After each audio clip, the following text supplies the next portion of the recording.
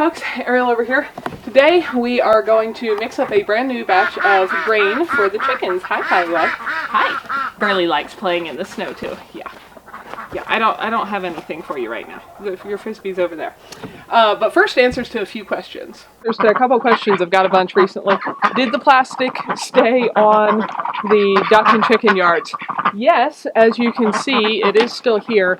We got a pretty violent windstorm right after the day after I put it on. I think had the wind not been coming directly out of the west, therefore being directly blocked by the entire shop building before slamming into here, I don't think it would have stayed on. That windstorm blew all the snow out of here. It scoured the ground to bare in places. It scoured the garden beds, which have been under snow for months, bare. It made slopes on mountainsides and mountaintops brown. It made entire fields brown. That's how much snow it took out of here, despite the fact that it was snowing all day. Anyway, but this flopped around some, and I had to do a little fixing, but it stayed, and now we got a nice normal snow that just laid on top of it, and it's pretty well held down. I don't think it's going to go anywhere the rest of the year. Hopefully we don't get any more wind like that. Other common question, do the ducks use their duck hut that I built? Nope, they don't really. They go in and out. It does work excellently to keep their feed, tray and bowl dry. Hi, little man. Hi, you want to come here and say hi? You don't like being picked up, but the camera can't see you when you're on the ground. I know, okay. They go in and out, and they still, as you can probably see in that last video, when they could have been in their duck hut, they could have been in their duck yard, they could have been under the lean-to, they could have been under the edge of the barn. The point is they have multiple places they could have gotten out of the weather. Where did they want to be? They laid out right in the middle and took a peaceful-looking nap while the snowdrifts covered them and the wind howled around them. I still feel like I did my duty as the person in charge of stuff around here, provide them with the option of shelter. But no, they don't really use it. They go in and out, but they don't seem to cuddle up and sleep in it. Several people ask where my bright, brand new, very fashionable, that's a joke, wool coveralls came from. Clay actually got these for me. The brand name is Wyoming Traders. They're sold at a local store in our nearby town. I don't know where else they're sold, but they're a thick felted wool, and they are far from being fashionable, I'm aware of that, but they are very comfortable and practical for doing chores in the snow, and you keep you warm and you don't get sweaty because they breathe. Someone also said they were surprised to see that there was still some snow here inside the yard after being covered. That wind, despite coming out of the west, drifted snow 30 feet under the lean-to, which is a solid building, which is not open to the west. It is open to the south. And anyway, so snow drifted everywhere in that storm, but for the most part, the plastic has indeed kept their straw nice and dry, and they like running around in there and digging in it. So this is looking into the little feed room here, which Clay built on the side of our chicken barn. The chickens are right on the other side of that door. This has been super handy. You guys have probably, if you follow along here for any length of time, seen me give the chickens their whole grains, they ferment, and they pack it up and love it. So I only do this maybe twice a year. I usually have to mix and batch midsummer when we have a bunch of extra roosters around that we're raising for meat, but usually do this once through the winter, is mix up a new batch. My 55-gallon metal trash can there is empty at the moment. That would pretty effectively keep mice and other rodents out of the grain. That's also not been an issue because the cats come and go through here, and I know that we don't have any mice because even when I do drop something on the ground, weeks later it's still right there. Nothing has eaten it. So the cats are on it and doing their job. So to mix my own grain mix, you can do this many different ways with many different things. I'm using what is most readily available in my area. Let's see if, no, I'll get the wrong end first. And there's a really cool little calculator I'm going to link down to down below. I have no affiliation with this site, but Garden Betty, I believe is her name, has a really cool calculator she set up that you can download. It's like an Excel spreadsheet, I think. I'm not real familiar with using those, but it's pretty simple. You can put in different things you have, and it'll tell you their fat content, protein content, etc., and tell you if you mix this amount of each of those together, what it gives you. So this mix that I'm doing ends up being a 17% protein mix, and just sits here in the barrel. And I use one of my handy little scoops. Showed you guys how to make these out of leftover vinegar jugs, cider jugs, whatever you have a plastic jug from. And take a scoop every day, fill one of these little quart-sized plastic containers with about 3 cups of grain, and then fill it up with water, and by 2 days later when they eat it, it is halfway fermented, halfway sprouted, and is soaked up and it's nice and warm. So that's what they eat. So to mix all this, what I've got here is a bag of what's sold in my store as cob, corn, oats, and barley. It looks like this. You can see it's crushed, not really cracked, but flattened corn, whole oats, and flattened barley, so it's a little easier for something the size of a bird to digest. And to mix this, the first time I tried doing this, I tried pouring each bag in there and then using like a really long handle and mixing it.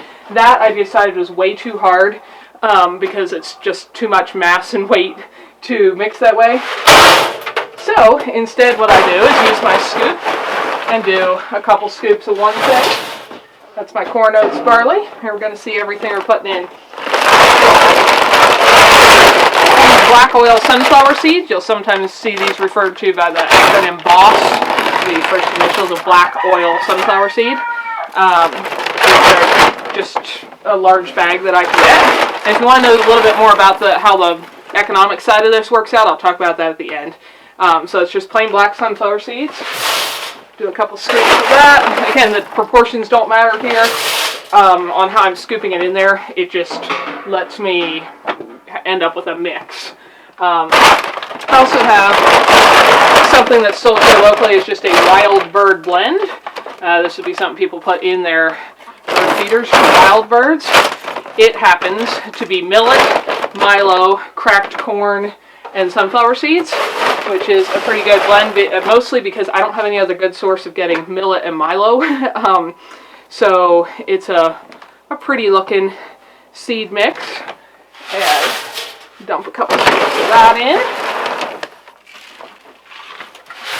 Once again, you could use what you've got most readily available. This is a human grade bag of hard red wheat. Comes from Montana, which is about as close to us as I can buy things. I wish I could get more stuff in these paper bags like this because they're just a paper and they compost quite nicely. This is just a plain wheat. It's one of the exact same kinds that we buy to make our own bread and biscuits and stuff like that. And it is it's a good organic, non-GMO wheat. If I could find sources of that style for some of these other seeds, I would. There's just nothing within several hundred miles of me at least. So, we do some wheat. I'm probably doing smaller scoops there just because that's a smaller bag. And set that where it won't topple over. Then, also from the human grocery store, I've got split green peas and lentils. These are also both very nutritious. If I had remembered last time we drove the several-hour round trip to a big bulk store, there's a Winco in that town. That's a good place to get them in bulk. I didn't do that. The price isn't that much different though, so unfortunately I have a bunch of these little plastic bags. So those are a pound each. And once again, the proportions here on how I'm mixing it are just for the sake of mixing. So that's my first layer of, everything in there. Now I'm going to use my scoop and just give it a stir, and then I'm just going to keep doing more of the same layers in there until my barrel's full. I'll probably actually be mixing up 2 barrels.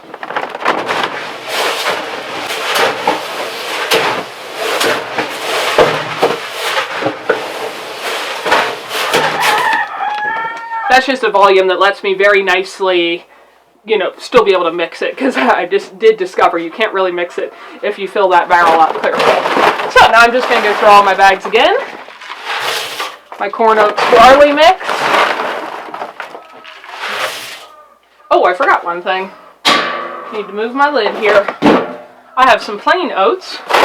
These I was able to source from a local farmer who raised them and sold me them by the 5-gallon bucket out of the barn at their place. So we're going to do a couple scoops of plain oats. I just put them in this barrel because I had them in loose 5-gallon buckets. So that's also in the mix, just plain oats. And we got sunflower seeds, my Millet Milo sunflower seed cracked corn mix,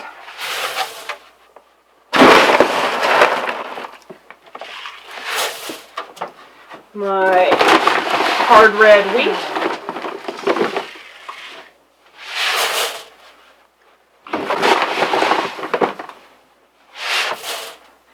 and another bag of green split peas and lentils. This, like I said, ends up being a 17% protein mix that's and decently high in fat, and we obviously live in a very cold, snowy climate, so you may want to pick slightly different proportions depending on your climate, but especially in the winter, I want to be sure these ladies have plenty of fat and plenty of protein. And even the cracked corn, this is a totally soy-free mix the way I'm doing it. I don't mind having some of the cracked corn in there, though I wish I could find a better source for a higher quality corn. I haven't successfully yet. Gives them just some bulk and some warmth when it's 30 below 0 Fahrenheit and they need just a little extra carbs in their diet to stay nice and warm. So I've got another layer in there. We're going to mix that.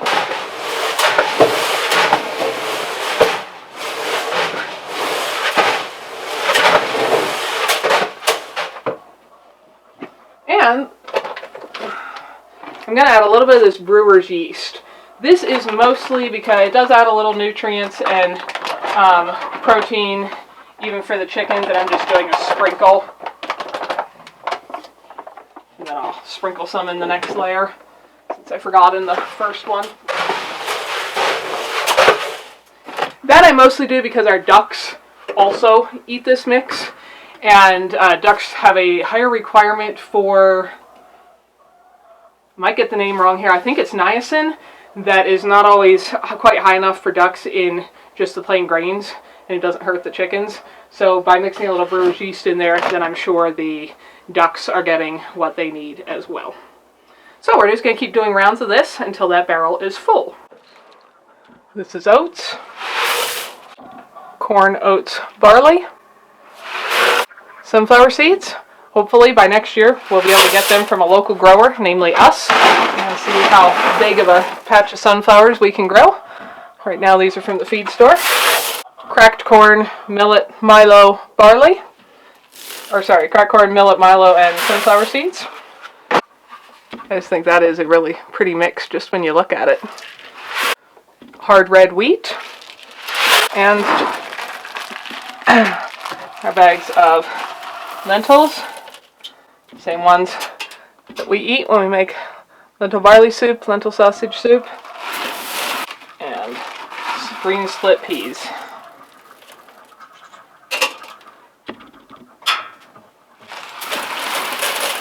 Give this a mix.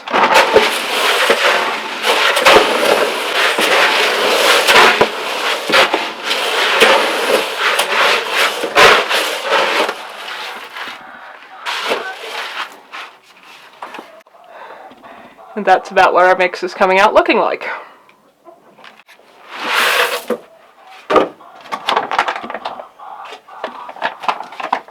This is adding a little bit more brewer's yeast. So as you can see when that's done, I think it's quite a beautiful mixture of seeds and grains and so on. Okay, so that's all done. I have created 2 barrels full now. I used my oats out of this one and put them in a bucket to be able to mix and so on. So now I've got these 2 barrels almost full to the top. This should last me at least partway through the summer. Now what I do with this is every day, grab this little thing, take one of my scoops and fill it. This is a 4-cup container. Fill it about 3 cups worth. I don't know if you guys can see that. It's full right to about there. I'm going to top it off with water, put the lid on only partially so that it can burp gases, and then they're going to sit in there beside the shop. Every day I do one of those. So that's today's. I already fed the chickens this morning. That's why that one was empty. This is their one for tomorrow. I brought back out here so you can see. I slightly overfilled this. You see why I leave the lid popped? Because it has swelled up that much. So now my 3 cups is more than 4 cups. It also looks kind of cool. You can see what that looks like and how it's swollen up and filled up. But everything is just absorbed moisture. And so that one will be what they eat tomorrow. Then I'll fill it. Then this one will be what they eat the next day. Then I'll fill it, and so on. It just rotates like that. And usually in the winter I just pour it in that painter's pan that some of you guys have laughed about, that I originally had for the baby ducklings to play in when they were first teeny weeny, so they couldn't drown in deeper water. But it just spreads it out nicely and lets all the hens peck around, and I give a scoop to the ducks as well. So I'll just pour most of it into the chickens. Right now we got 19 hens and 2 roosters, so 21 chickens, and we got 7 ducks, and so I give them, the last little bit of it. So they're both eating that. That is mainly what they eat. The other things they get are, like I said, it's not every day, but as we have them, fish scraps, sometimes the freeze-dried mealworms, or black soldier fly larvae, stuff like that. Just give them a little handful. That's pretty much only in the winter, because in the summer they can find all their own bugs quite well. There's just not many bugs around here in these temps. And occasionally I'll use it if I want to train them to go somewhere, because they'll pretty much do just about anything for that. And this seems to work really well. Oh, and when it's really cold, I've got some of our own we're about to make, but I do hang one of these little suet cakes, like is for feeding wild birds in there, so there's just some extra fat accessible if they feel like they need that to stay plenty warm on the coldest nights. Because we do live, if you're new here, welcome, we do live in the mountains of Wyoming, a little over 6,000 feet in elevation. It is winter for about 8 months a year here. We pretty regularly get temps into the minus 20s and 30s Fahrenheit, and that's the condition these birds live in. They are Icelandic chickens. They are very well suited to this climate, and they do very well. I've already picked up 3 eggs this morning, and there's no artificial light or anything going on. So that is my feed mixing operation. And once again, the metal bins just keep everything organized and rodent proof. Now, if you want to know how this works out financially, I made myself some notes. For one, again, I'll link down below to that calculator that Garden Betty has for how to figure out what kinds of feed content you're getting with mixing different things. This is a nice wide variety. Seems to keep the chickens very happy. Because I'm using about 3 cups a day, this should last me for, I think, the next 227 something days. It's not going to last quite that long, because as we get towards spring, hopefully our mamas are going to hatch out a whole bunch more babies. We'll have more chickens, and we will go through slightly more as we fatten up those extra roosters through the summer. But so it's going to last a little less than that. Also, as far as storage, not only are they dry and rodent proof in here, this feed room stays at or below freezing for most of the winter. So this is when I like to mix my big batch, because I'll be running low on it towards summer, and it won't have sat in here through the heat of summer. So it's like having a giant freezer to keep them in, which works out nicely. Obviously, sitting in a baking hot place, you can lose some of the nutrient and value in your seeds and grains, and that's one of the advantages of living somewhere that's really cold. Another reason I do this is because the whole seeds and whole grains do keep their nutrients much better than the cracked or ground. They are also more digestible once they've been soaked and slightly fermented or sprouted like I do here, because then they already have the moisture in them. That's not a ghost moving the door, that's Velcro. She likes to be a little goofball. Come here, kitty. Oh, okay, run away if I do that then. Makes it very easy to digest, and I just think it would, I know some people have done studies where they say they actually eat a little less food because they're getting more nutrients out of it when it's soaked or fermented like that, or that it's just more bulky in their stomach. I've never really tested that. Either way, I think if I was a chicken in this really cold weather, it would just be pleasant to eat something that's already moistened and warm rather than cold and dry. So, what it cost me to mix these 2 barrels, which should last me now till partway through the summer at least, depending how many extra roosters we're raising. These are the current prices.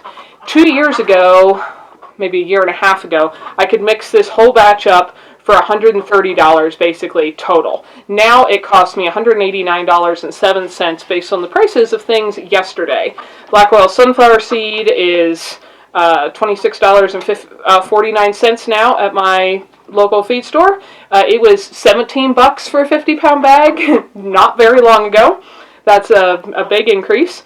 The bird feed mix that has the millet, milo, and such in, that used to run about $12. Now it's almost $17. The corn oat barley is running at $18 a bag. Again, that used to be like $14. The wheat, I think, used to be $17, the human grade wheat from the grocery store. It's now $19 a bag. Brewer's yeast has gone way up. I actually bought that bag back when it was $26 for a 5-pound bag of it. It is now $32 for the same bag when I checked yesterday. The oats, I paid by the bucket to a local farmer. The 2 bucketfuls worth that I used there was about $14. The lentils and the peas are the 2 most expensive parts. I haven't found anywhere to get them in bulk that's a whole lot cheaper, but as of yesterday, that cost me $39.80 for the lentils and $25.80 for the peas. So that adds up to $190 for my basically 2 55-gallon drums of feed here. Now, because that will last me for the 200 whatever days, that works out to, at feeding at this rate, about $1.20 per day for the feed is what I'm paying. That is more expensive than if I bought a commercial layer mix. Even the higher quality one, or at least the highest quality one sold in my area, would come out to, for the same poundage of feed, about $100. So I'm not quite double the cost on that. But at $1.20 per day, usually it's varied some here. The hens are just coming back from their time off of laying through some of the short days and as they molted and so on. But if I base it on last winter, when I had a whole winter to average it, we got 10 to 12 eggs a day. So even if I figure on the very conservative side that we get a dozen every 2 days, at times there we were getting a dozen every day, and we do have some more chickens now than we did then, but even if I figure a dozen every 2 days on average, round out the week, and say we're getting 4 dozen eggs a week. Eggs in my area are currently running, I think the cheapest, crummiest quality you can buy on sale is like $5.49 now. The stuff that used to be 99 cents not too long ago, and before that was 50 cents, and before that was 25 cents. And anything that's supposedly an organic, pastured, free-range egg, for at least the last 8 months, they've been selling for $11.50 a dozen, so that's nearly $1 an egg. So at $1.20 a day, that means my feed here is costing me, what is that, $8.40 a week. And if we're getting 4 dozen eggs, buying a mid-range egg, let's say, the first dozen pays for that, and we get 3 dozen free eggs is how I figure it. So for me, it's worth it. I know I'm feeding the birds a high-quality feed. They seem happy. They seem content. We've never yet had any issues with them pecking each other. I mean, occasionally they have a little tussle over something they want, but not like actually pecking each other to death, which can happen. They have really good-looking coats. They stay warm, and they thrive in this, they've got a dry, nice shelter here, but it's not heated. It's not lit. They continue to produce us eggs quite consistently. So that's kind of how the math works out on that for those who are curious about that. I wanted to know, and I thought some of you guys might find that interesting as well. Also, of course, much like what we do with our bees, my main goal here is to raise happy, healthy chickens that have pretty good lives and therefore are content and healthy enough to lay us plenty of good eggs and produce excess babies.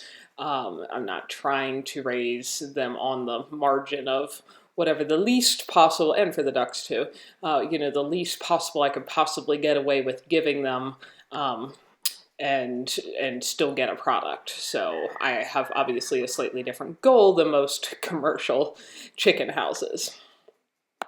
And the setup seems to work really great. Now, like I said, we will go through a little more than the 3 cups a day towards summer if we successfully hatch a bunch of extra, birds out here. But from now until then, that's basically what they'll be going through.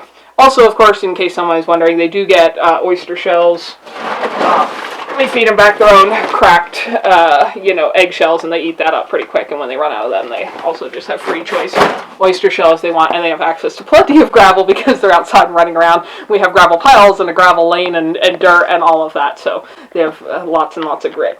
The one other thing that I do is I keep a little of this egg layer mix designed for free-ranging chickens.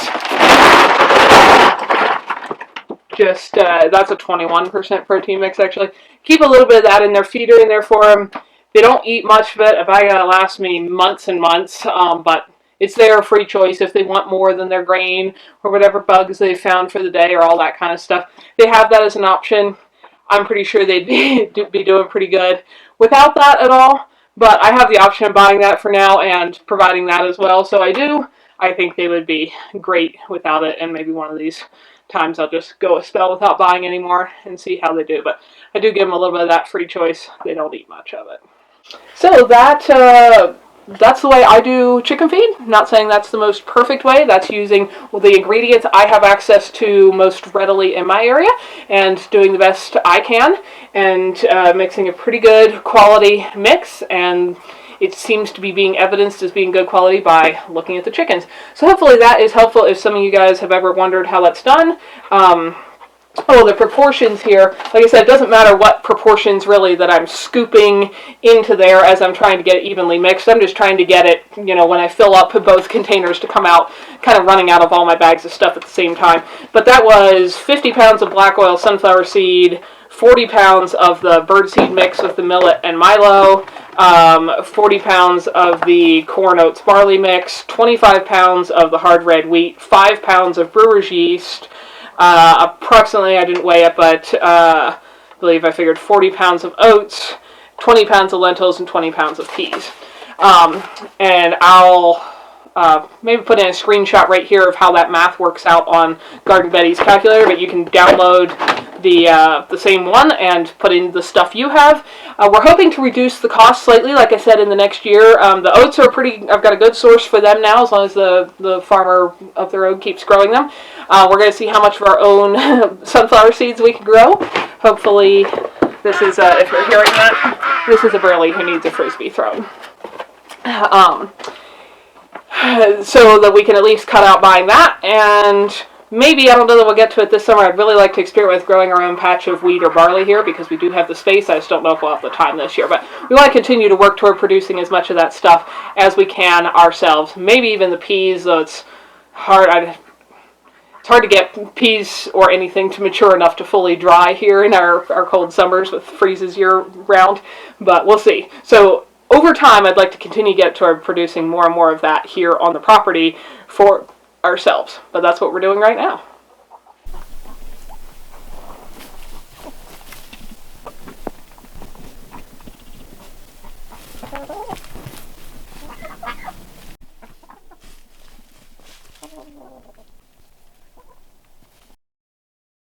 We hope you enjoyed it. Come back next time for more adventures. Thanks for watching.